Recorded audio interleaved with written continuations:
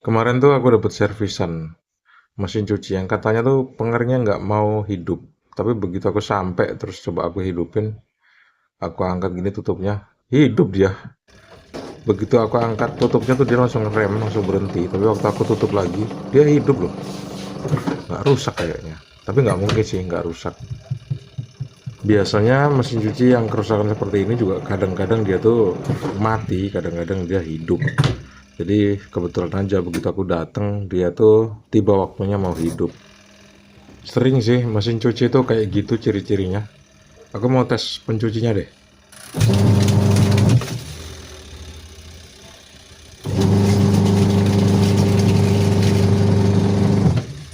Dan ternyata pencucinya normal.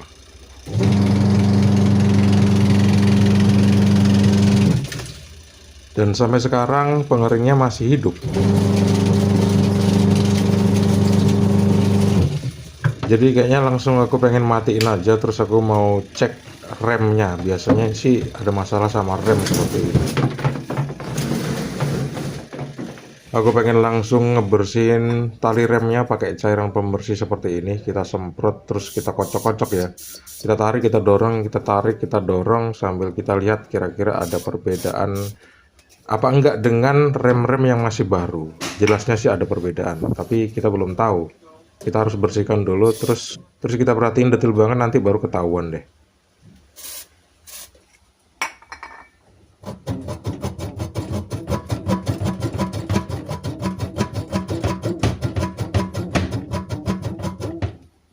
Bener aja, remnya memang seret banget loh.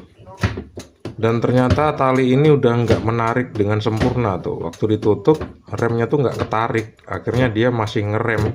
Makanya motornya tuh nggak mau muter. Atau cuman berdengung doang.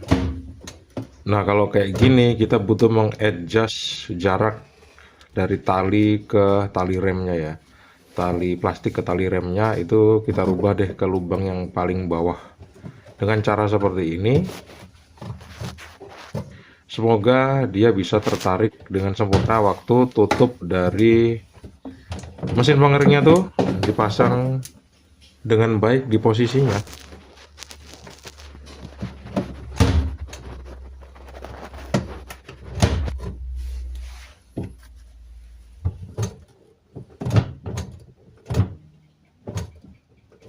Tuh kan beneran pas udah dipindah ke lubang yang paling bawah waktu tutup dari pengering ini dipasang di posisinya dengan baik, remnya baru tertarik dan lumayan lebih jauh jarak tarikannya sekarang daripada yang sebelumnya. Tapi masih ada ninggalin seret-seret gitu sih. Sebetulnya remnya ini bisa dilepas, tanpa rem juga mesin cuci masih bisa bekerja dengan baik sih. Tapi kalau misalnya remnya masih bisa dipakai, ya udah dipakai aja nggak apa-apa, meskipun cuma jadi pajangan. Karena aku belum puas, masih ada seret-seret gitu. Ini bakal aku lepas ke bagian bawah seperti ini, terus aku semprot di selongsong dari tali rem ini pakai cairan pembersih. Supaya cairan pembersihnya tuh bisa masuk sampai ke bawah sana. Terus ya kita kocok-kocok lagi deh sampai bener-bener lancar.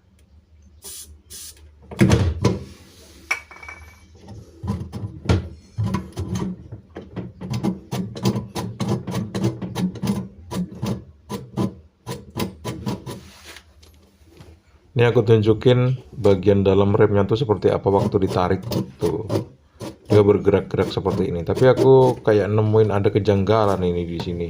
Ingat ya, kalau misalnya kalian lagi pengen nyentuh-nyentuh bagian rem atau motornya, colokannya harus dicabut loh. Jangan nggak dicabut, nanti bakal nyetrum, bahaya.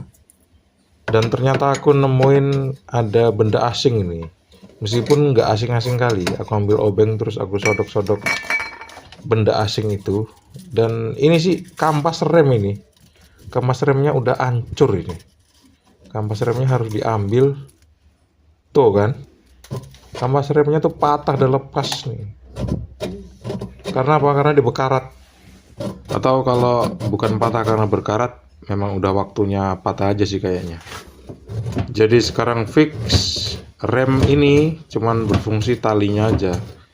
Dan udah nggak berfungsi seutuhnya sih sebetulnya. Karena Kampasnya juga udah nggak ada. Kalaupun dia diposisikan ngerem, pasti nggak bakal lengket lagi. Tapi ya nggak apa-apa, tetap kita pasang aja, nggak usah dilepas. Di bawah sana kan ada bekas karat ya. Jadi bekas karat itu aku semprotin pakai cairan pembersih ini dengan maksud supaya nanti kalau misalnya kena cipratan air lagi tuh nggak merembet gitu loh karatnya. Kayaknya udah selesai deh, udah dapat satu oleh-oleh dan tali remnya udah kita betulin. Ini dia oleh-olehnya, kampas rem yang udah patah, hancur.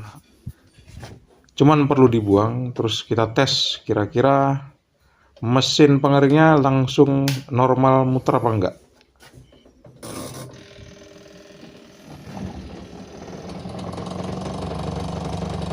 Tuh, langsung normal muter kan. Yang sebelumnya tuh kadang muter kadang enggak. Dan karena remnya udah nggak berfungsi lagi karena kampasnya udah rusak, jadi waktu tutupnya kita buka, dia otomatis listrik ke motor itu putus dan dinamonya nggak dapat arus listrik, akhirnya dia mati. Tapi dia nggak langsung bisa berhenti, nanti dia bakal berhenti secara perlahan. Pokoknya harus sabar aja lah pakai mesin cucinya. Tapi ya tenang aja, berhentinya nggak bakal lama kok. Habis itu tinggal ambil baju yang udah dikeringkan, terus tinggal dijemur aja. Sampai sini aku udah yakin sih mesin cuci ini normal 100% kalau misalnya kita operasikan. Mesinnya udah lama, wajar kalau misalnya banyak yang berkarat dan banyak yang rusak, tapi dinamo dan timernya masih bagus banget. Kita tes sebelum kita serahin ke yang punya, atau kita bilang ke yang punya udah sembuh total. Dan pengering yang sebelumnya tuh kadang hidup kadang enggak, sekarang udah muter lancar. Tapi ada kekurangannya, sekarang dia nggak mau ngerem karena dia harus ganti remnya itu satu set. Yang di atas motor itu harus diganti semua, nggak bisa cuma talinya aja, dia harus diganti semua karena yang lama udah berkarat dan hancur. Tapi saklar dari mesin pengiring ini masih berfungsi dengan baik.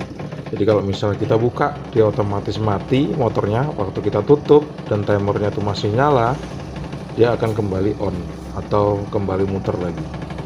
Terakhir, sebetulnya kita harus tes pencucinya sih, tapi ya boleh lah, itu opsional, boleh dites boleh enggak. Sampai sekarang udah selesai sih.